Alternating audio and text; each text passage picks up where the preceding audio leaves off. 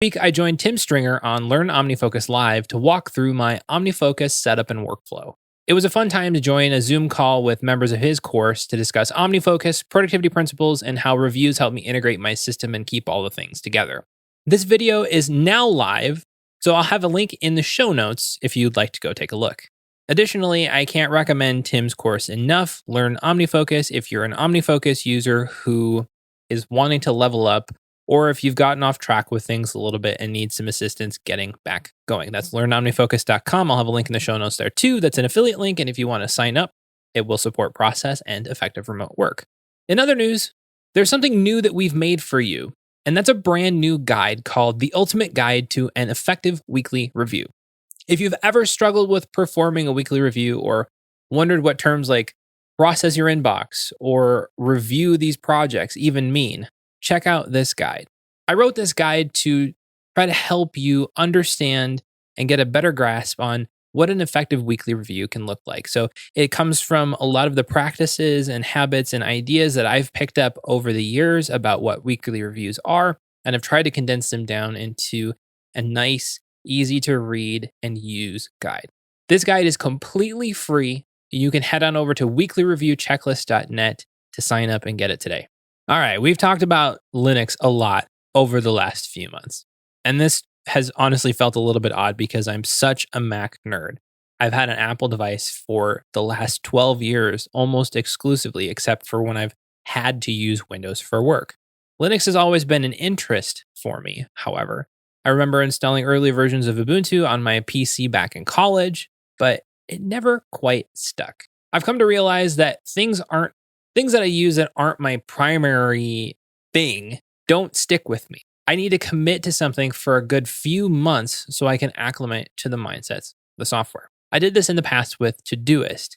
I ended up moving out of OmniFocus and into Todoist because my primary work environment was a Windows PC, and OmniFocus was not really working very well for me there. Of course, you can use OmniFocus on an iPad or an iPhone, but that extra bit of friction between having to use a different device versus having it directly on the machine that I'm working on was enough for me to want to switch to something else. I used Todoist grand total for about 6 or 8 months. And in that time period, I had to give myself plenty of time to unlearn my habits and expectations from OmniFocus to understand the expectations and habits that I needed for Todoist. Software is opinionated, do you like it or not? The developers of the softwares have different ideas of how things should work or feel.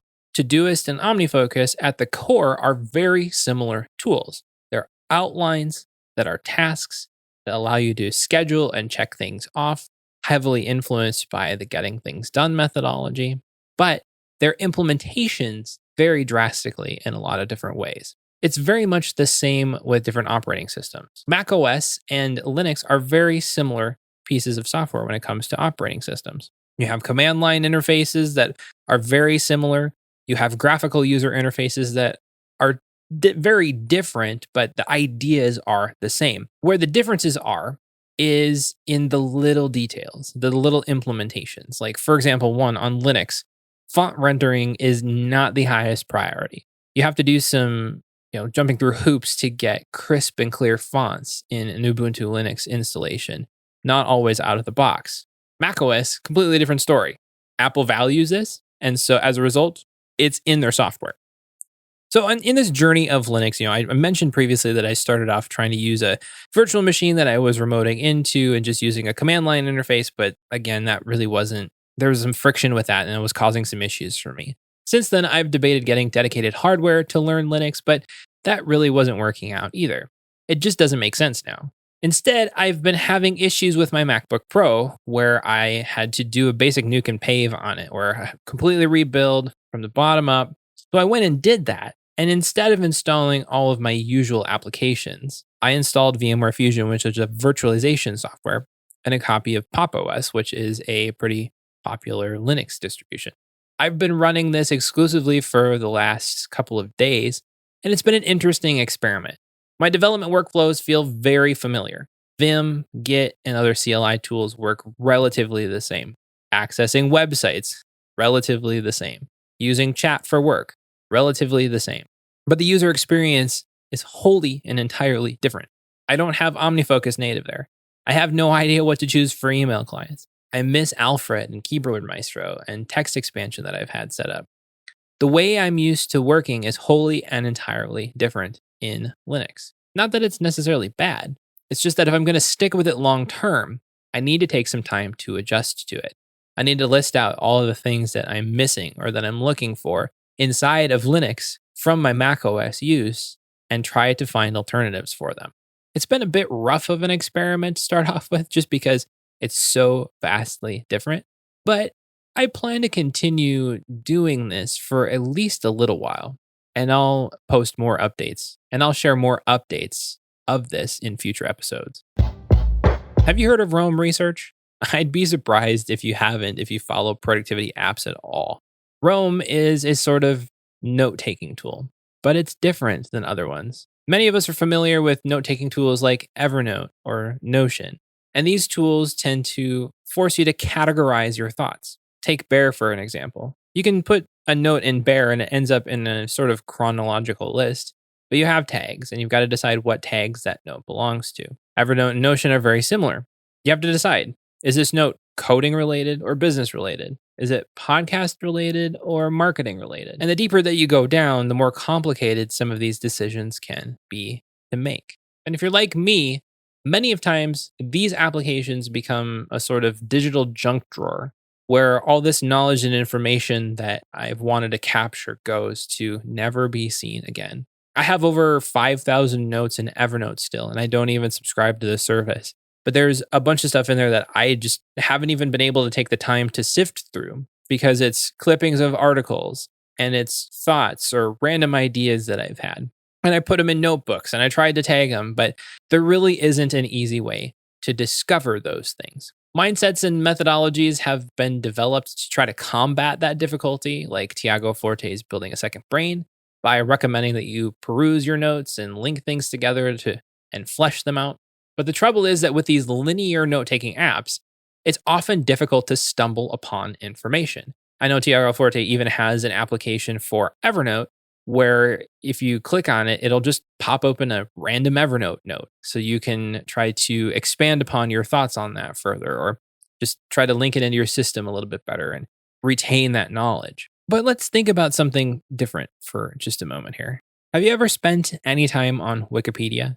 And have you ever found yourself clicking through Wikipedia links for more than 10 minutes? If you've done that, which I'm sure you probably have, I know I have, pretty soon you're going to find yourself in an entirely different topic area looking at entirely new information. You can click into any topic in Wikipedia, and if you're just clicking through the links, you'll find something completely different that is related in some crazy way. Now, when we're talking about Roam Research, that's the potential of what Roam could be for you. Roam is not a note-taking tool. It's essentially a personal knowledge management application. What's the difference? Well, a note-taking tool is primarily focused on capturing information, then storing it. Sometimes you have extra metadata, sometimes you don't. Sometimes you can put things in folders or you can tag items. Sometimes it's just a chronological list. Sometimes it's just folders. Sometimes you have markdown. Sometimes you have attachments, whatnot. A personal knowledge management system adds another layer, a way to make sense of all that information. So a note-taking tool is really good at capturing information and has some generally light organization features. Some of them can be really powerful and deep, but oftentimes it's primarily search, folders, and tags that you have available to you in a traditional note-taking tool. A personal knowledge management app adds extra features even on top of that help you interlink notes and help you navigate the knowledge that's in your system so that you can make sense of it and find it if you're doing research or you're just wanting to capture stuff and remember it sometime later. Roam is essentially an outliner. You write in bullets, but where it shines is twofold: the daily entries and bidirectional linking. Daily entries are just that, pages where you can enter your thoughts and information you encounter on a given day. It's very much like a journal, but I find it's more for information than noting down experiences. You can definitely take notes as a journal inside of Roam Research, but I personally advocate for using something else, like paper or maybe a chronological text file for that. In the daily entry, You can link any set of words with a double square bracket. This is true across any note, any page inside of Roam Research as well. These double square brackets around words creates a page or links to an existing one with the name of those words that's in there. The cool thing is that these links are bidirectional. The page linked to shows a link back to the page where it's linked from.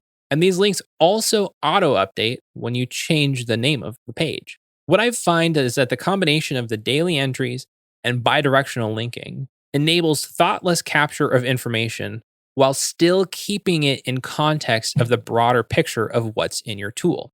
My friend Drew Kaufman has an article on his blog about how he's using Roam Research, and this is what really has inspired me to take a look at the software. Drew and I had a conversation on Twitter a few days ago, and it really made me take a second look at Roam. Previously, I had looked at Roam, I think in December of last year, and kind of wrote it off. It's like, okay, this is kind of cool. There's some neat stuff here. It's basically Emacs org mode on a website. Cool. If it's more user friendly, then Emacs org mode is out of the box, then hey, that's a huge, huge win. Plus, if it's available cross-platform without having to install anything or set anything up, maintain anything, even better. Now, I've only begun playing with Roam Research recently, but I think there's a lot of promise in a tool like this for managing your personal knowledge store. So if you've struggled with managing your notes, trying to keep them in context, I definitely recommend checking Roam out. Well, that wraps things up for this week. Again, you can find our ultimate guide to an effective weekly review at weeklyreviewchecklist.net, and you can find more articles and podcasts like this one at effectiveremotework.com. We'll chat next time.